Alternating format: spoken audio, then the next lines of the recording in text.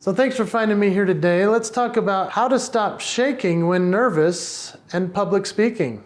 Do you have that challenge? It's very normal, and that's okay. I'm gonna give you 12 ideas and tips as to how to make this stop. In fact, I've had some of these challenges myself, and this is what I use whenever I'm on stage in front of a huge group or a small group that makes me shake a little.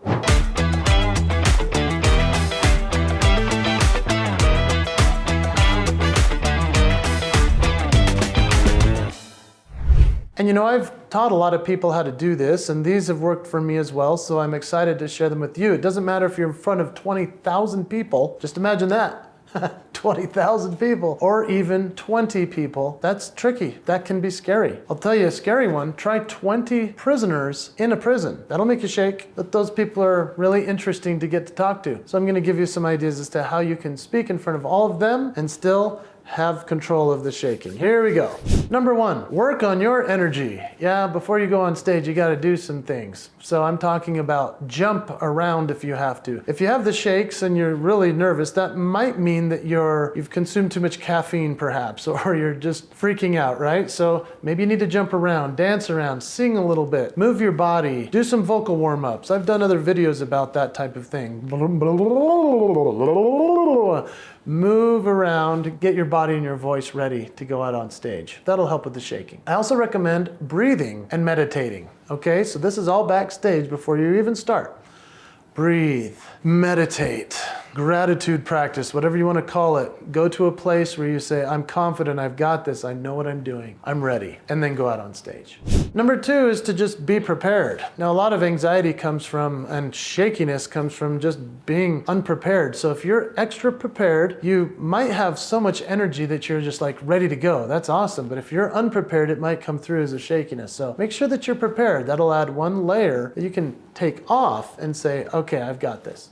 Number three, I'd recommend you request a podium if you have a tendency to shake. When you hold onto a podium, it actually stabilizes you quite a bit. There are speakers that I've seen, in fact, in my own church. We do a general conference where millions of people are watching. They specifically have a huge podium with big handles so they can stand there and put their hands there because they don't want them holding a paper and shaking. Request a podium, it helps. Number four would be request a lavalier mic. You can probably barely see that on the camera right now, but I have a lavalier on right now. That would be as opposed to a handheld mic that I usually prefer because I like to sing. But if you tend to shake, you would never want to hold a microphone, right? So you either want the Countryman or you want the lavalier. Another good idea, number five, is request to be interviewed on stage. So let's say you're asked to be a keynote speaker and you're thinking, I can't stop shaking, I'm nervous about doing those. That's okay, just request to be interviewed by the MC or the person who brought you in, which is probably an executive and most likely a friend of yours. Now, I've seen this work really well with celebrities. Not to say that celebrities are always nervous on stage, but there's a reason why talk shows are run the way they are. It's because celebrities are used to, at least actors, lines given to them that they can recite and just have moments to mess up. But in a talk show situation or at a convention in front of thousands of people, that's a one and done. And so they're nervous a lot of the time. And so the talk show format is interviewer with the person sitting on a couch. Now, I got the chance as an MC to host a really cool event called Roots Tech. Roots Tech is the largest family history genealogy event in the world, and it's held in Salt Lake City, Utah every year. When I was the MC of that for a couple of years, I got to interview a lot of celebrities. There were times when the celebrity would want to go out and just give their speech, and they did great. But then there was a speaker, her name is Patricia Heaton. She's a very famous actress. If you've ever seen Everybody Loves Raymond, she was the mom, the wife, darling, hilarious, wonderful lady. She wanted to be interviewed. And so we sat on a couch. I was on one, she was on the other, and we just sat and had a conversation. That became her keynote speech. Now, it's not because she had a problem with shaking and nervousness, but it actually helped to create something very comfortable for her and for the entire audience. And so if you are having some challenges with the shaking stuff, it's okay to request to be interviewed.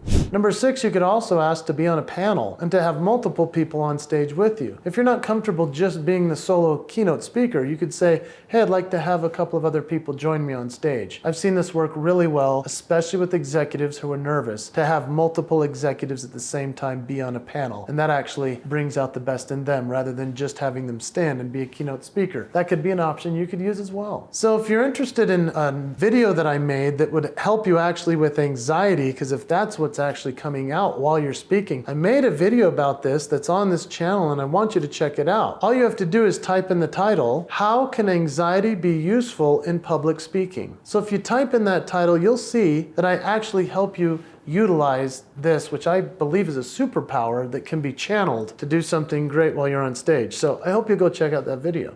So I promised you 12 tips as to how to stop shaking. Let's do number 7. Number 7 would be to walk out on stage, stand firmly in place, and then make a firm decision to walk 3 steps to one side and stop and look over here. Talk, turn, walk 3 steps, talk, turn.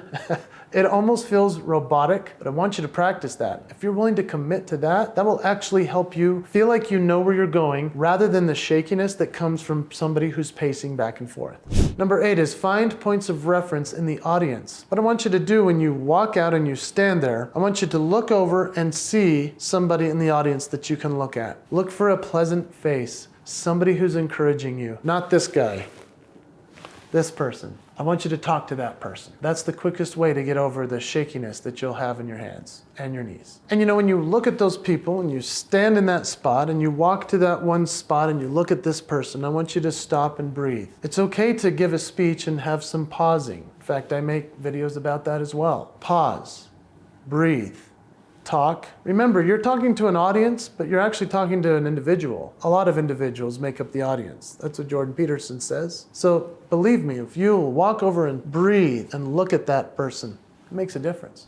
Number 9 is arrive early enough to walk the room, get used to the stage, and get everything technically set up. The reason you want to do that is that will actually calm the nerves quite a bit, and that'll help you get familiar with the space so that you know, oh, I've got this. I can make this work today.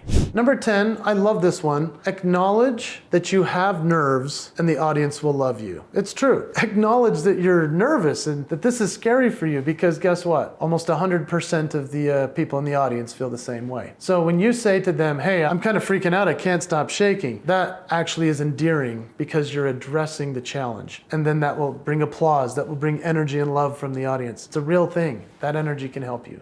And then on number 11, I did say the pause when you look over here, but there is something called the power of the pause. My friend and coach Lou Heckler talks about this. In fact, I made another video I think you ought to check out just in case you want to learn more about the power of pausing. And all you need to type in is, how can you use pauses in public speaking? So it's important to use a pause because that allows you to breathe. That allows the audience to think. That allows a point to land. Pausing actually slows it down enough that you'll stop shaking. And number 12, add into your presentation a slide or music or some kind of cue that will actually allow you to divert the attention from you to something else. In fact, I do this so that I can calm my nerves. After a couple of minutes speaking in front of an audience, I'll usually go into music where I'm most comfortable singing. And so that allows them to be misdirected or redirected to the music. Then I can sing and feel better about myself. The nerves start to go away. I hope that these tips have helped you. What I would love is if you'll put in the comments which one was most effective for you, and I would love to know which one you commit to doing now that you know these 12 tips that I've been using for years. Thanks for joining me. I'm Jason Hewlett. See you next time.